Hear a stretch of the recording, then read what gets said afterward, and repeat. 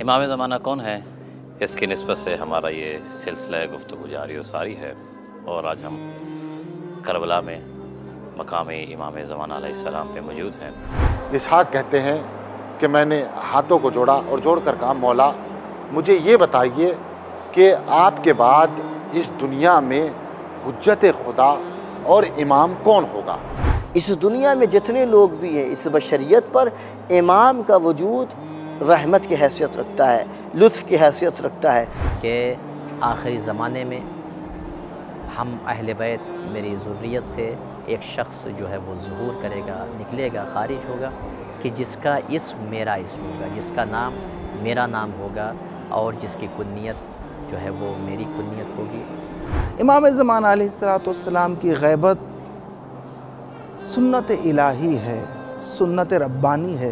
खुदा ने हमारे लीडर मासूम करार दिया, जिनकी गुफ्तार में भी कोई ख़ता नहीं, रफ्तार में भी कोई ख़ता नहीं, हत्ता उनके कोई फ़ैसले में भी कोई ख़ता नहीं हो सकती।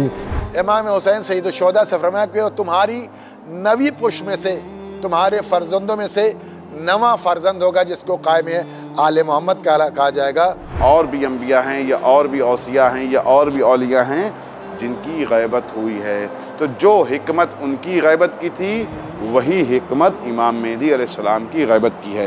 आप दूसरे सफ़ीर को देखें, मोहम्मद बिन उस्मान, आप भी बड़ी मुतदय्यन शख्सियत है, आप उस्मान बिन सईद के ही फ़र्जंद हैं। कि इमाम अलैहिस्सलातु वस्सलाम जब आएंगे तो हजर अस्वद के साथ, हजर अस्वद के पास खड़े होकर दीवार काबा के साथ टेक लगाकर वो क्या करना है, वो आमाल अंजाम देने हैं कि जिससे इमाम ज़माना अलैहिस्सलातु वस्सलाम की जो फ़र्ज है वो नज़दीक हो सके।